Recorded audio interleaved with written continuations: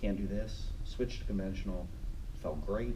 Almost hit 800 for a double. It was real close. I think I was just too tired because I've been pulling for 3 hours by then.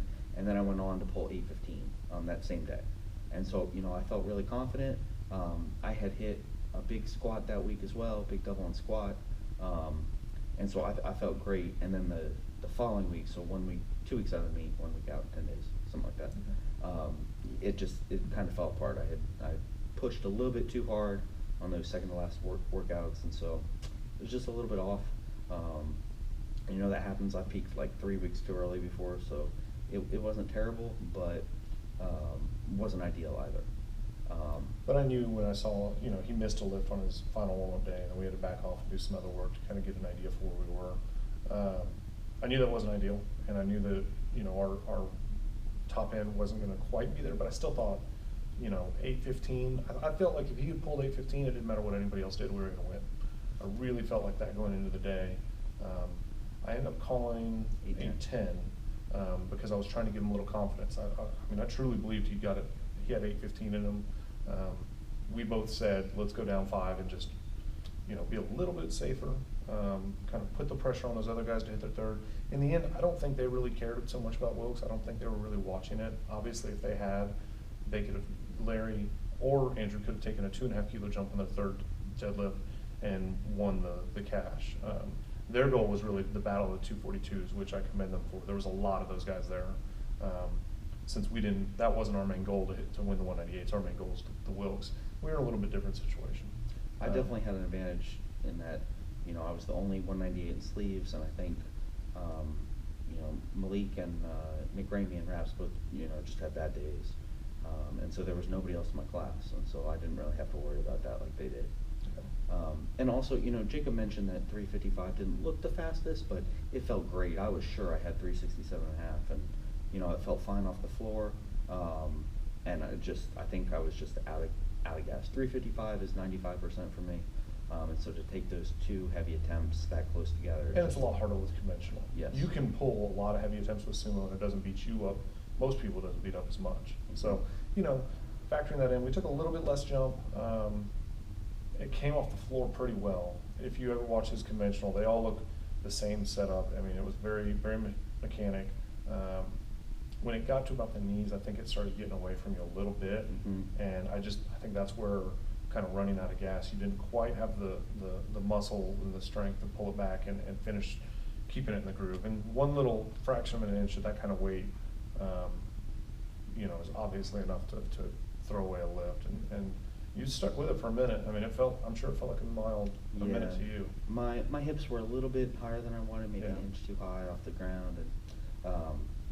And my grip was not an issue, which is encouraging, because I felt like I could have held on to it. But below my knee is a hard sticking point. If I get above my knee, I can usually grind through it. But below my knee, I couldn't save that without doing a strongman thing where I just put it on my thighs. And then, we broke that habit long ago. Yeah, it's not worth it. So it didn't go, and honestly, I think you were pretty upset. And we just had to sit back and watch our fate unfold, which was very, very tough. Yes. We had put so much work and energy into this, both, especially him, obviously, with all his training, that it was hard to watch the next flight. When third attempts came around, Ben came and he's like, I can't watch. I'm not cheering for anybody to miss a lift, but obviously I want to win. And I said, well, that's fine. That's normal, right? Like, there's no shame in that. And so he went outside, I think. Yes. And watched through a garage door. And I went in the back corner and hung out with Nick Ramey's dad and just kind of tried not to watch. And then Larry and Andrew both kind of crushed their seconds. I thought they were really strong. They both had amazing days. And I said, okay, I've come to grips. We're walking out of here with top 3 for such a big meet on a day like this where nothing kind of seemed to click, as opposed to the state meet where everything just fell into place. That's okay. We can hang our head high. And then Larry came up and missed his, almost got it. It looked like it was gripped to me. I don't actually know. Yeah. But so I came back into the building for Larry's attempt, and I had to leave again after he missed.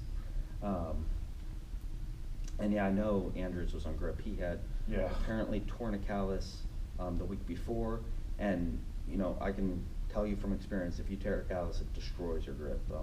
Yeah, he was super gluing in the back, so I think if it had not been for that, he would have crushed it, because it was a weight he hit a week earlier. It was 392 and a half. And he's strong for it. I mean, he's good for 400 on a good day. And he had no baby powder on his thighs, and he's a big dude, and yeah, it looked like he had that one too, but. And then it just fell out. He showed up the next morning, his hands were just covered and all wrapped up in gauze, and I'm sure it was very painful. Yeah. So when he missed, we knew we had won, and so I went and found Ben, and obviously that was a hard-earned win, and it was an emotional moment for us. We got a nice little bro hug in there, and I was just really proud to be a small part of it. I think that if it was a good feeling for me, I can't imagine what it felt like for you. Yeah, it was. So I had lived in California before. I was working at Google for a year, and I had just torn my bicep, and I really wasn't, I wasn't in a great place then, and so I really wanted to come back and do well at this meet. And so the win really meant a lot to me, and I did get a little bit emotional. Definitely had to go sit outside by myself for a little while afterwards. But yeah, it was definitely probably the most rewarding moment that I've had in lifting so far. And you earned it, man. That was awesome. Jacob's very humble too, and I don't think that he should say it was a small part, because he is the one who convinced me to start lifting in the first place, and there's no way that I would have to start competing in powerlifting. To be fair, he was already jacked. There is no way I would have performed at all. Probably would have bombed out on squats if Jacob hadn't been there with me. And well, I appreciate it, brother. I think it's also worth mentioning that nobody realized that he had won. So they didn't make announcements. I really don't think anybody else was competing on Wilks. It seemed like everyone else wanted to, perform their best, break world record totals. Which is phenomenal goals. Yes, absolutely. And I want to be there too. But clearly, Jesse Norris's numbers were not going to be there at that meet, even if I had a perfect day. And so there's really no point in worrying about something that's not going to happen. And Ben's a student. He's a PhD student here at Texas, and these payout meets, that's a big reason to go to those. And so when you fly across country, and he and his girlfriend flew, and me and my wife and my baby flew, and all that stuff, it's an expensive meet. And so when you have the opportunity to go after a cash prize, I think it's extra motivation. But I hope that there's more meets like that, because it really brought like the cream of the crop together. And all those guys that could do that meet based on pride and beating the other 242s is great, but Ben was there to walk away with the money. And so they didn't actually announce the awards till the next day at the banquet, which I didn't get to go to. So what I heard was that they kind of brought up the top five, and nobody realized that Ben had actually won. I think Andrew works out at Boss Barbell Club, and I think the assumption was that he had won because he had such a strong day. Dude's a freak. So what I heard was that when your name was called, there was some surprise and stuff like that, and I think that's awesome. Ben's been a dark horse for a long time.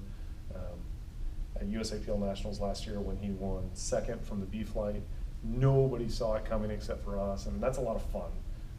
That underdog role, I think. But unfortunately, I think that's gone. I don't think we can milk that anymore. People are going to know who you are, and that's going to be cool in its own right. So hopefully, some sponsors took note of that and really get Ben the attention that I think he deserves and has for a long time. But I imagine that had to be kind of a satisfaction of like, yeah, I did have the highest Wilks. Thank you. I'll take that check.